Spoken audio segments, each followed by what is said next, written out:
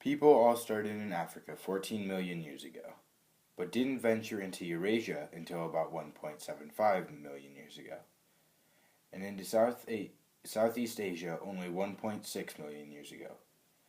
And it took us a long time to cross from Russia over Beringia to modern-day America. It only happened 13,000 years ago. Scientists still argue about how people populated the Americas, by boat along the western coastline, or by foot. As soon as people showed up on Earth, we started what people call the Paleolithic era. This was the period when we were hunter and gatherers. This is also when we were educating ourselves about fire and the basics of cooking.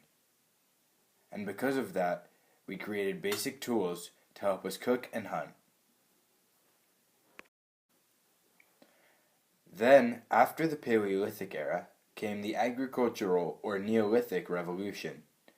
During these times, we started farming, but because of that, we had to create all new tools and change our lifestyle completely.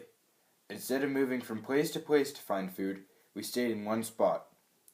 However, farming takes a lot longer than hunting and gathering to produce food, so we also domesticated animals like cows, sheep, and goats. As soon as we started to farm, we made bigger and more complex cities and towns, more like the towns we have today. This meant the start of slavery, the storage of food that you could trade or conserve much better than meat and berries. Religion also started becoming a big part of many people's lives. Monuments also started getting built in large towns. Unfortunately, though, some civilizations do not succeed, which can depend on a number of things, including resources, drought, and war.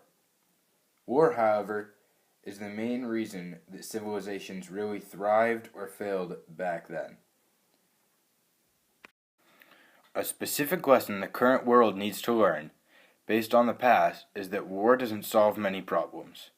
For instance, the Mayan civilizations went into war a lot, but the only thing gained was dominance and bragging rights by capturing the other's leader.